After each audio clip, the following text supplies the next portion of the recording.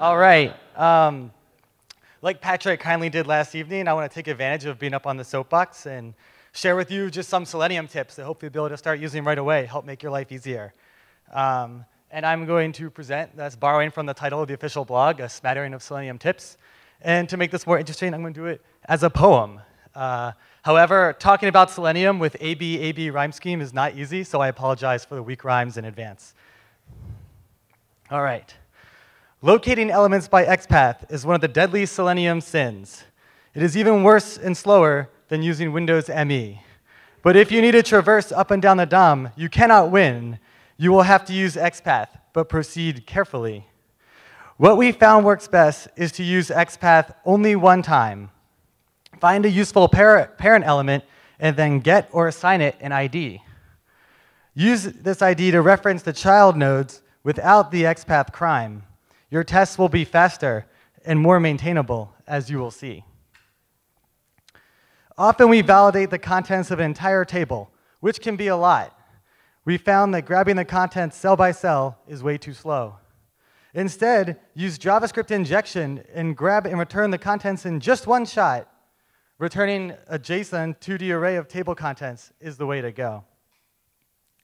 JavaScript injection can help in many other situations too, like randomly filling in every input on the page as fast as lightning. Users love to break things, so I think this is something you should do. The fact that somebody may be named Robert Drop Table Students is quite frightening. Often you want to know if an element is visible, which makes some sense, but visible, like Nixon, will sometimes just lie to your face. We use JavaScript injection to traverse the style or class attributes of parents. Combined with a regex or two, we determine visibility with grace. Selenium tries its best, but in some cases, like a deer in headlights, it may freeze. To prevent everything from hanging, we run commands in a separate thread. If the join timeout is reached, we log the error and end as we please, allowing our teardown to properly run instead of the whole execution being dead. All right. Log everything you can about each run in the database. Inputs, outputs, log statements, and screenshots are what engineers crave. You can always delete information you no longer need when that is the case, but only David Copperfield can produce information you did not save. Speaking of screenshots, they are an engineer's best friend. They are divine, but sending them over the series of tubes can sometimes be quite slow. We found that having your test wait for them to upload is a subpar design. Use a separate thread to upload, and letting your test proceed is the way to go. And that is actually it. I'm early.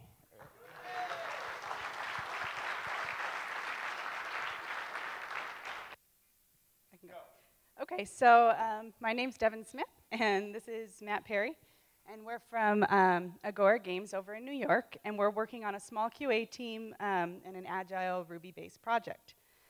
So as a company, we're sort of moving more towards web development and web pages, and obviously have a better need for more web testing.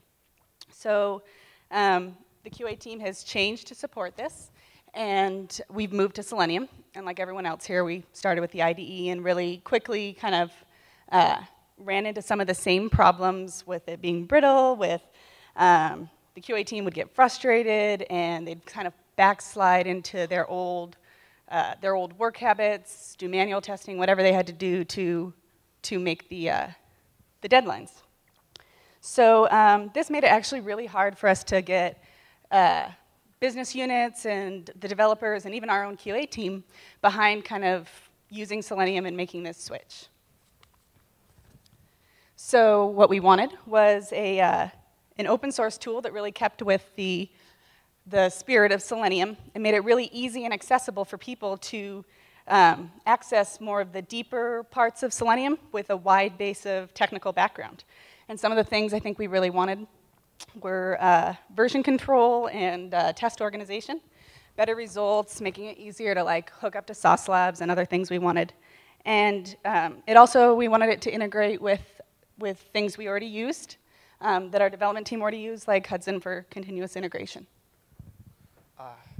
So in an effort to accomplish our goals, we developed a small open source Ruby gem to leverage some of the power of Source Labs while leaving the test creation as simple as using the IDE. Our tool, Gondola, we named it Gondola, while small, does a few things which have really helped us make the transition and sell Selenium to the rest of the company. For example, Gondola allows for better test organization by encouraging a hierarchical structure for your test case storage. Gondola also works best when used in conjunction with version control, Git, Subversion, whatnot. And Gondola also provides more detailed test results after an execution. Most importantly, though, Gondola's main feature is that it offers a one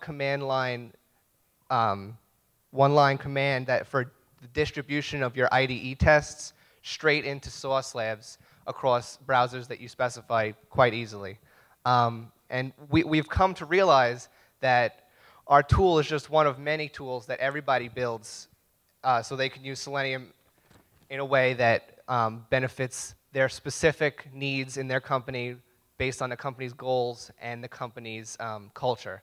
And this whole space of tools is what makes Selenium such a spectacular tool. However, when Patrick gave his keynote yesterday, and he was explaining the difficulty in moving past the clunky IDE, this really struck a chord with us because it seems like we're in that space. And he offered one possible solution, which was a web portal that would allow less technical users to more easily manage your test cases, more easily execute them, more easily find the results and whatnot. And so this was an idea that Devin and I had been tossing around for a while back home, and it was nice to hear someone else be in that boat with us. So we would like to see Gondola move in that direction. And ultimately, we'd like to continue iterating on Gondola and perhaps get some community feedback from those of us who are also in the same area that we are. And we want to provide a unified place for tests so that all users of any level can join in. So I think Gondola has helped us out a lot because, most importantly, it's gotten members of the QA team and the company excited about making this switch. It's really increased our integration and our dialogue with the dev team. It helps that we're using the same tools and speaking the same language that they are. So the quick setup and the ease of use of this tool has sort of kind of greased our conversion no matter what level people on our QA team are at, technically. And it has also sort of inspired them to learn more and to really dig into the deeper features of Selenium and prove the return on investment to the rest of our company. And I think the interest that it sparks and the way it helps people really move forward, get into the more advanced stuff like we've been talking about at this conference is sort of the goal of all teams starting out. And I think that's what we're hoping Gondola can help with. Hi, my name is Matt DeVore, and these are my teammates, Dajung Shu and Tomohiro Kaizu. And our project is the native driver, which is a native app UI automation tool with the WebDriver API. Yeah. So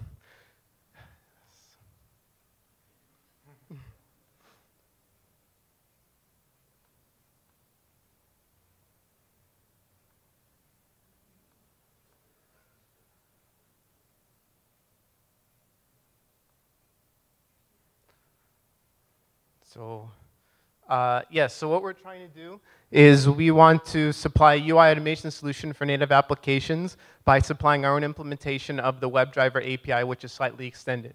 Now, the furthest platform along is Android, but other platforms have recently started that we're working on, which is iOS and Windows.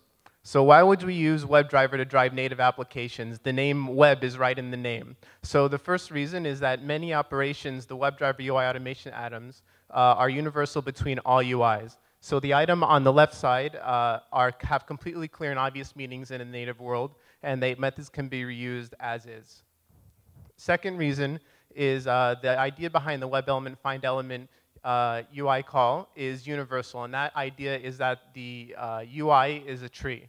And this idea is universal between web and native. The web UI is the DOM, the Windows UI is an HWin tree, and Android UI is something called views, a view hierarchy. And also, the API is inherently extensible. So without going into the native world, even in just the web world, there are API extensions like rotatable and rendered web element that are implemented only by a subset of drivers. So we want to supply some simple platform-specific extensions as needed to attach on the API. And this will allow us to avoid creating a new API for every platform and emphasize the similarities between all platforms with the core API. And this will also facilitate piecewise code reusage between the same tests written for different platforms. Okay, here's a basic overview of Njoy native driver. Just as the normal remote WebDriver test, the server and client are decoupled and communicate through JSON wire protocol. And our server part is added into the debug version APK. And interaction is driven by Njoy instrumentation framework. And the production code of the test target won't be affected. So we are going to show you a demo video on Google Map for Njoy. Before that, please have a look at this code snippet. It's pretty easy to understand the mapping. We could start an activity just like opening a web page using a URL. And we could find a bottom using the ID defined in the XML in Njoy and perform a click. The backkey pressing and screen rotation have been already supported in the WebDriver API. We can use send keys to input string and perform a query. So here's the video. Sorry.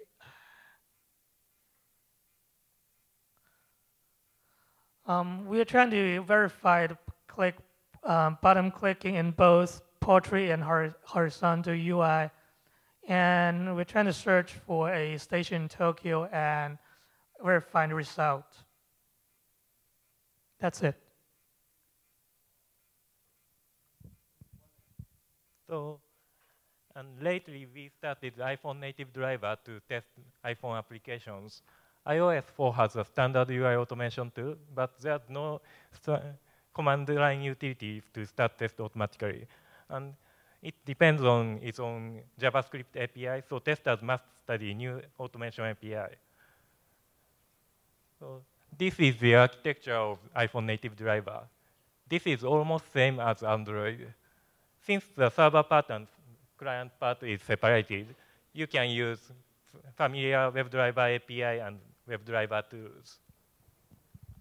So the next steps we want to go for with this project, well, it's used internally right now. 4 teams are experimenting using it on their own projects. We also want to outsource it within the next few weeks. We also are exploring ways to drive black box components like OpenGL Surface and user custom views. And we also want to be able to test web content embedded in native applications using classic WebDriver semantics, so you can write the same test with Drive's native and web components.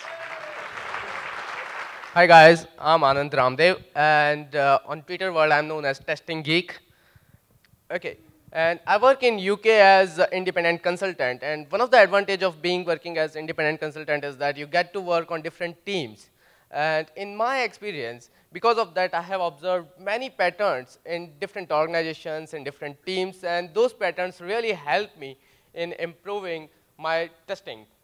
So we are all familiar with the design patterns in development, like singleton or factory or lazy initialization, and probably some of you guys have used those patterns. But these patterns are not limited to just your development activities. There are similar patterns in your testing as well, and they are just not for the coding. They are for everything that you, in the entire thing which you call as testing. For example, you can find your pattern in the way you treat automation, the way you approach your automation. You can find pattern in the type of defects that you find. You might find that some people are good at finding usability defect, and some people are good at finding security defect, and some people are not good at finding any type of defect, but they can still contribute in the project. And on the same time, there is a pattern on how testing or automation is perceived by the organization. Some people say that, okay, testing is great, and some people say that testing sucks. So there is a pattern in their behavior, in how they treat testing. Now, most of the time, this pattern matching happens in the background, and we call it as either gut feeling or intuition. We don't think hard to convert this gut feeling or intuition into the pattern.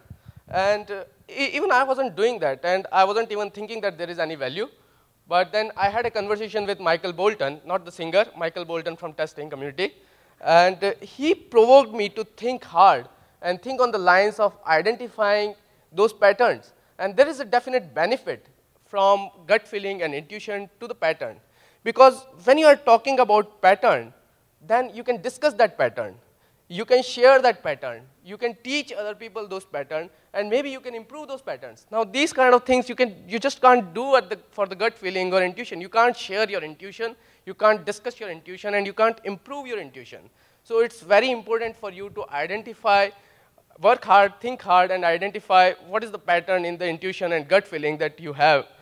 So, and specifically for the domain that we are working on, web application testing, patterns are even more important because most of the web application testing have similar kind of architectures, similar kind of problems.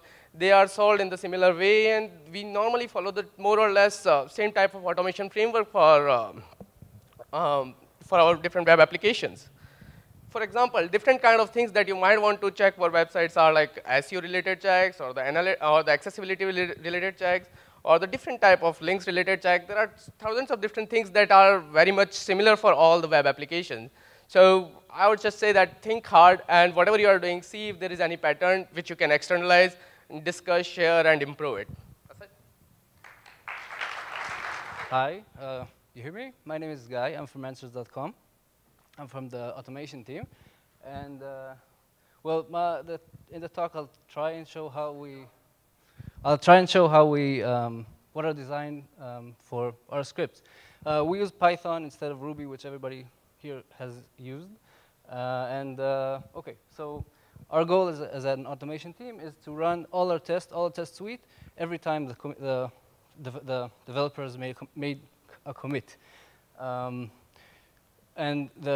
We have two hard points here. It has to run in 5 minutes, and if a test fails, we roll back.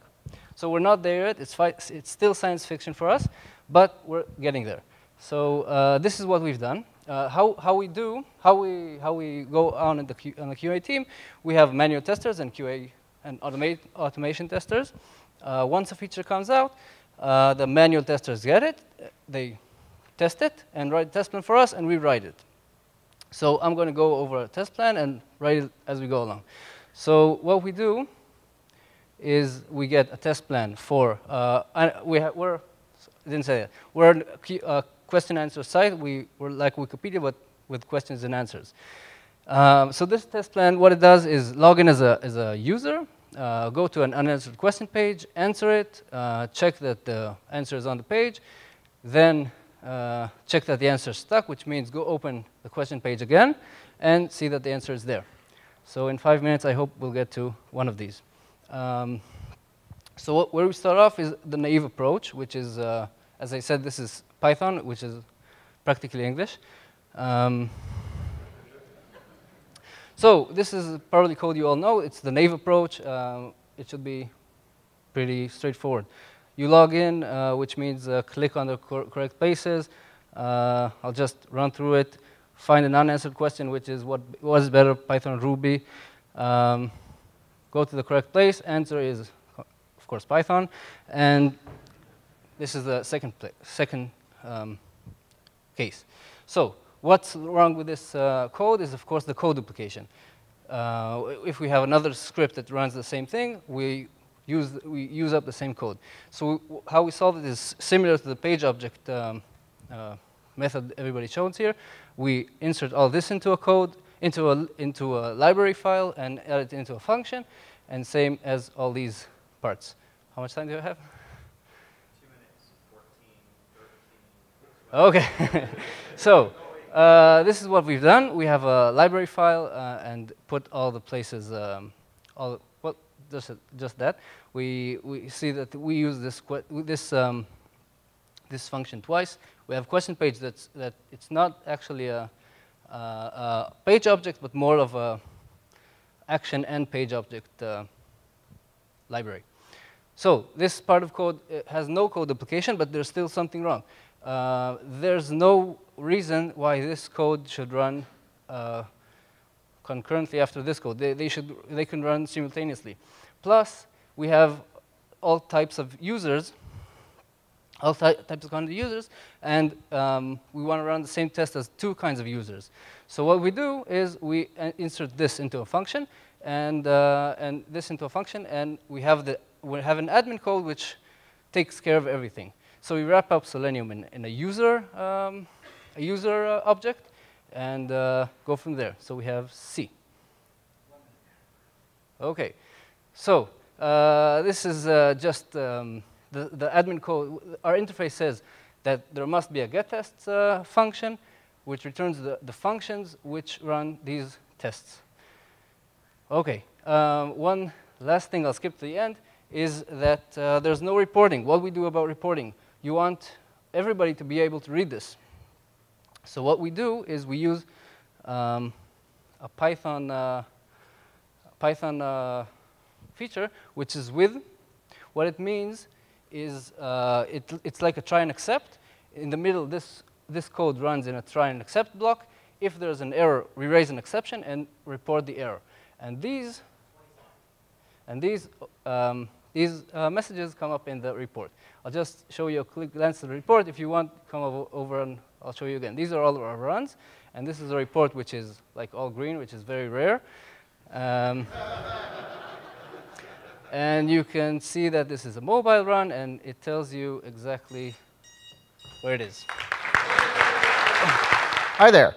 So how many people here use .NET? Wow, lots of people. So what I've done, actually what our team has done, is my test lead came to me, or actually our dev lead, he came to me and said, I want our tests to run faster. I'm like, well, they're running pretty fast. What I need them to do is run in parallel. And he's like, well, haven't you found anything? And I'm like, okay, I'll look around. So I poke around for a few days, and I'm like, you know, there's this thing called MB unit. It sucks. You know, we'd have to change frameworks. And he's like, well, and I said, NUnit needs a parallel test runner. So he comes back to me the next night, or the next day. He lives in Poland, so you know, he just worked during his day and came up with a multi-threaded test unit for NUnit.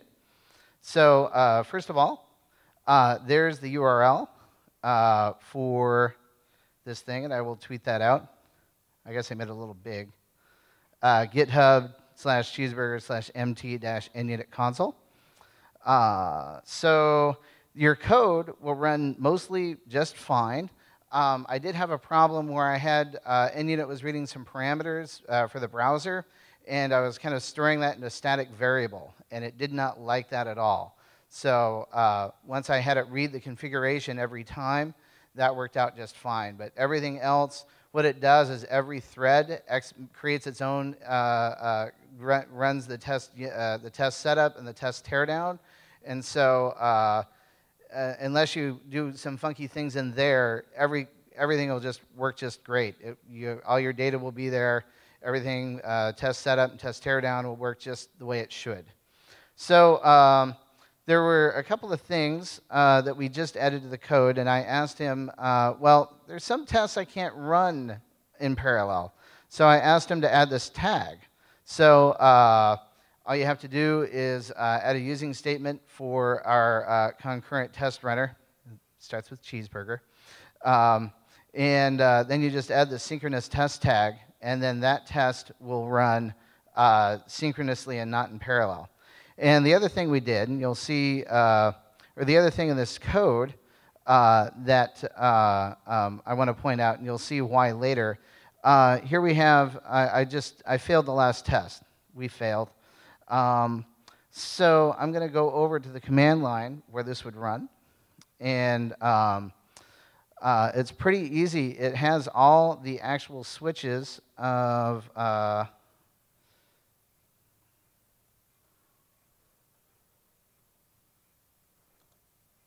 this was off the, oh, well, yeah, CON. All right, well, we'll do that later. It basically has all the switches as NUnit. so as the NUnit console runner, except for two additional things. The first one is this /depth. That's the degree of how many threads you have. Degree of parallelism. We almost called it warp factor, but yeah, it was already written. So, so we added that command line switch, and then I asked him, and this was actually based on a blog article that we saw that somebody had made another NUnit runner, but then didn't post the code out, so we couldn't use it at all. So I asked him to add a switch to retest, to rerun failed tests. So we added this retest failures. So that's going to rerun that test that failed. And it's just going to do it automatically. And I actually haven't started using that in our production tests, but I'm certainly going to start. So we'll just fire this up. And it looks pretty much like NUnit. Now, these are running synchronously, so it tells you. There's all the output is being captured and put into the XML answer file. And so if you're looking for things that you might have sent to the screen, it's not going to go to the screen. It's, it's being put to the XML file. And if we go to our vendor unspecific test running system that we have, you'll notice that this first test, this test A, is running under Safari. And so test A is going to run under Safari and Firefox, and then the rest are going to fire up. And then you're going to see a bunch of tests running all at once. And I guess that's it. Thank you. All right, thanks. So I'm Scott Sims. I'm from Austin, Texas. I work for HomeAway.com. I'll get this mic right in a second. I'm up here to talk about my page object factory called Selenium Fury. And let's talk about what page objects are. On the screen you can see we have a page with a lot of checkboxes, a lot of different HTML elements. And it takes a while to put those into a page object, but if you did, it would look something like this. This is Ruby. Basically, you have nice Ruby names to go with the Selenium IDs. So these are nice. They take a while to build. And when I started this, I was working on a page that had 300 checkboxes. And I was like, I want to test these. I want to randomize the going through this page, but I don't want to have to record all these. So that's what this tool does. So you take a look here. This is what the test looks like. You run it.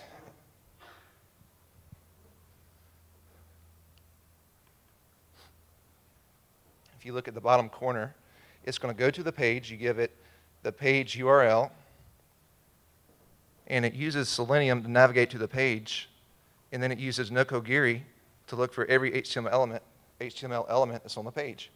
So now you have this nice Ruby class that's spit out that you can use in your tests. So that's awesome, right? Everybody loves page objects.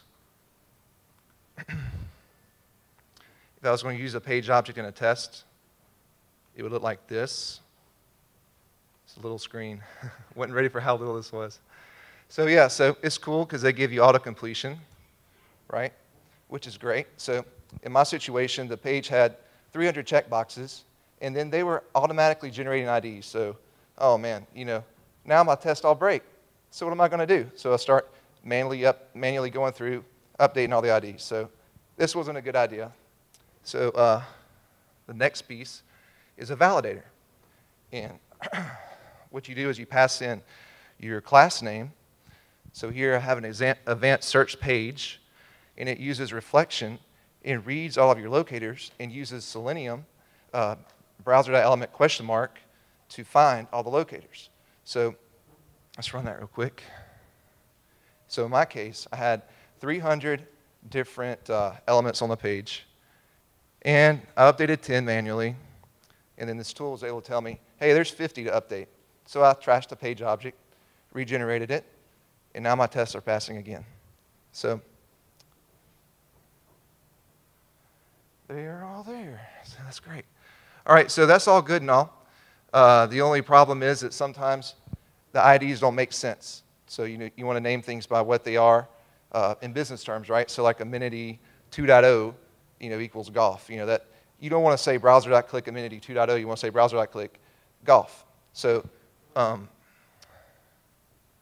you have a custom generator that you can set up where you can go on the page, and in this case, you have these nice labels to grab. So what you can do is use Nokogiri and pass in CSS locators of the data that you want to find. So in this situation here, I have a label that's right after an input with the name refinements. So when I run this, it'll actually name things correctly so that I don't have to do them all. So let's see. So that's it.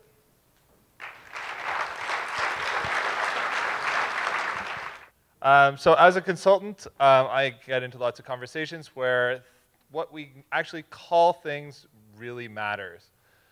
So Selenium is the brand. It is the project name. So when you're saying that you are using Selenium, it means a whole lot of things and nothing really specifically. If you're saying Selenium 1, you are referring to a version of the Selenium project. Selenium 1 has Selenium Core, Selenium IDE, Selenium Remote Control, and Selenium Grid. Selenium 2 is also a version. It has Selenium IDE, the Selenium Server, which has the Remote Control API, the Remote WebDriver API, and, as you saw earlier today, new grid capabilities. There's also Selenium WebDriver, which is an API. Why I have that little black bar at the bottom of the screen, I have no idea. So again, Remote Control and WebDriver are APIs. And because they are separate APIs, that means that it is a migration between them, not an upgrade. Think in terms of what Mac did with OS 9 to OS 10. There was the Carbon API, and now there's the Cocoa API. Carbon still exists, they just don't really advertise it. This is the same thing. Remote Control is not going away yet. So, when you say WebDriver when you really mean WebDriver. Don't say Selenium 2, because Selenium 2 is a version and has lots of things in it.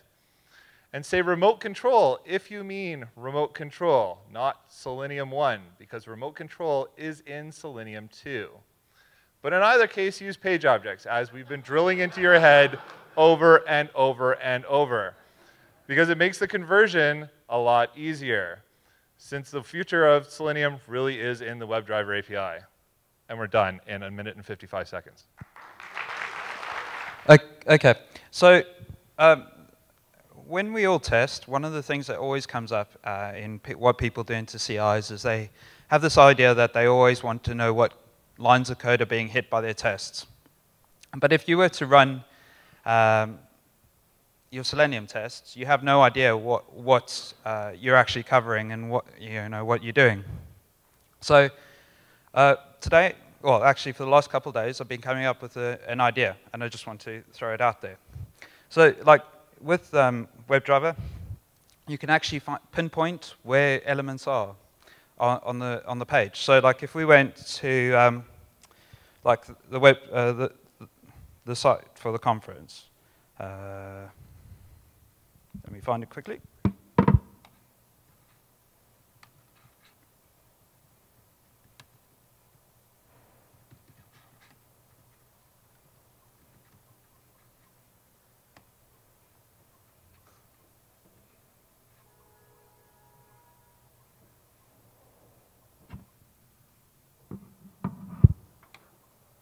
And we wanted to, say, look at something like where one of the links are. So with Selenium, with WebDriver, you would just go, find me that link.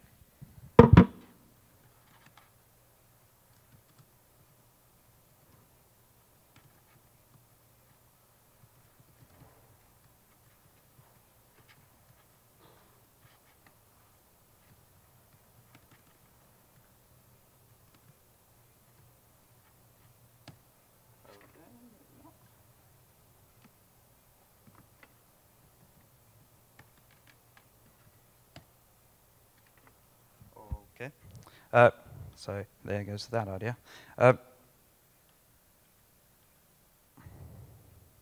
Too many images.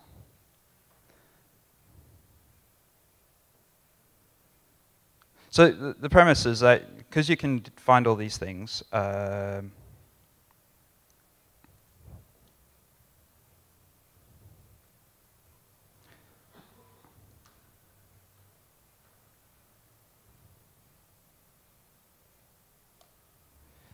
you can see where they are, and then you can start potentially generating heat maps. So like if we, for this, we just want to know where everything is that we can just go, well, we've got the element now, and then we can see its location. And suddenly from this, we can start extending the framework to start generating heat maps. And this is the concept that I've started playing with as an idea, just as a way to extend the framework. And we can also see like the size of the element that we're working with. And then you can start really generating what you want and how you would go about doing it. And if you have a set, like you set a session from the beginning of your test run over all your tests, you can start to generate all these heat maps from start to finish and see where you're testing and what areas you aren't testing at all. That's it. Can I have some of Adam's minutes? Hi, I'm Paul Grandjean, although that is French. You can pronounce it Grandjean if you like, but I don't. I got involved writing the Selenium documentation. Probably most people would, who know about this would consider me, I guess, the lead author, because I kind of kicked it off. My role at the moment is probably that of senior or lead editor, like at a newspaper, because I'm editing everyone else's stuff. What I'd like to talk about here is something Patrick mentioned yesterday about getting involved and how you might get involved. And I'm not just going to refer to the documentation with respect to that. He mentioned two things. He mentioned the documentation could use some contributions, and yes, that is definitely true. We could use your help. He also mentioned the need for build engineers. So, boy, what can I say about that? A funny thing happened to me on my way to my career. I was in Prague, 2007, had just landed a job at an American company that was building a brand new development team in Prague. They had never had a professional QA person. Well, I sort of kind of said I knew something about automation, which was only kind of half true, and promised that I would build them an automation suite. And got this job, and also knew I would have to evaluate some tools. Never even heard of Selenium. It was recommended to me by our also brand new on this team developer from Kiev. So Selenium in 2007 had already gotten out to the Ukraine. So I went and gave it a try and really liked it. And so for about a year, along with dabbling in things that were more related to my immediate job role, I ended up using Selenium Core, with the HTML-based runner and Selenium IDE. Found its limitations pretty quickly, actually. Eventually got the time in our schedule to start trying out Selenium RC. It took me 3 weeks just to get it working. I was working alone. I was, at this point, the second QA person to work for them. But the other person was someone who I hired. So I was the expert, and I had no idea what I was doing. Eventually found out you needed to use Star Chrome instead of Star Firefox to actually make Firefox work and not have security certificate problems. And I'm like, I guess kind of probably maybe Simon would say this, bloody hell. Wow. And so I thought, geez, these guys need a user's guide. And as it just so happens, I used to be a teacher. So I think I can do this. So I dove into it. I'm like, well, what can I do? So I got onto the users list, which I was already semi-active on, and put out a call to see if anyone would help me. And I got some amazing people. Santi, sitting down here, who most of you know. A gentleman named Tarun Kumar Banda, who I need to look his last name up again. It's on the Selenium docs, who's in Bangalore and unfortunately is not here. And Dave Hunt, who you saw present on Canvas yesterday. The rewards have been immense. In terms of helping my career, okay, this is weird. But the sense of community that we had just on the documentation team was amazing. And I think that's a testament to all of us who worked on it. And I tried to keep it kind of community-oriented. Everyone's helping each other out, contributing. And I know they got a lot out of it. I got tons out of it. And so now I come to this conference, and I get to meet Jason and Simon and these other people. And I'm like, my little contribution has given me so much. And I've now got a really good job that I think is going to be a big career mover for me at Overstock.com. I've just been there three months so far. So where am I going with this? How am I doing on time here? Oh, okay. So as you can tell, it's a bit of a plug. So the Selenium community can use people, and it truly, truly, truly is a supportive community, and that's to the credit of these gentlemen who I've now met for the first time, but felt like I've known for 3 years. Thank you very much. G'day. Oh, sorry about that. Yeah, my name's Tim Koopmans. My Twitter is @90knots, and by day I'm a freelance performance tester. And by night, I hack around on Ruby and WaterGrid. And obviously, I'm based in Melbourne, Australia. And you can get all the code that I'm just about to show you at that GitHub location. Has everyone got it? Good. So what I'm going to do is talk about WaterGrid. There's a couple of different resources. It's free. You can get it off Ruby Gems. And I did a slide show as well for the Water Day, so you can go get more information. But basically, WaterGrid is, funnily enough, distributed testing on a grid network with water test cases.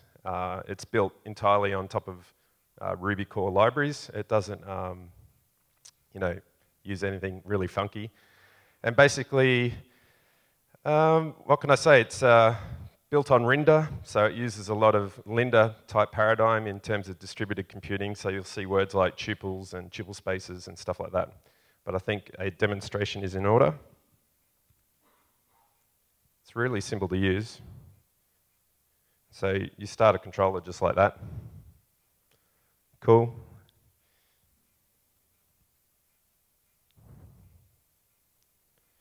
And you start a provider like that. So you can actually call that from your Ruby code, but that's just a command line way of doing it. And obviously you go and start a provider on all of your remote VMs or EC2 cloud infrastructure, which brings me to my demonstration.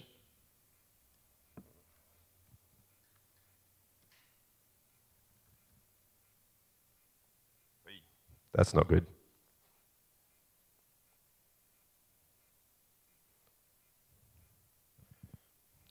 Wait one.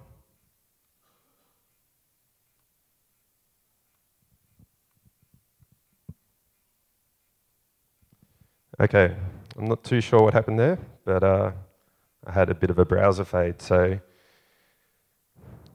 let's go back and have a look here. So basically what's happening now is I've started up 50 instances of Amazon EC2, because that's as many as let me start up.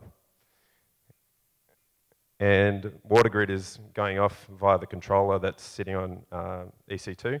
And it's obviously sending it a bunch of water commands, or in this case, it's just going to navigate to one site. Now the browsers are shutting down, and it's just sort of outputting what I had in the water code, which is obviously my company website. I just did a mini load test.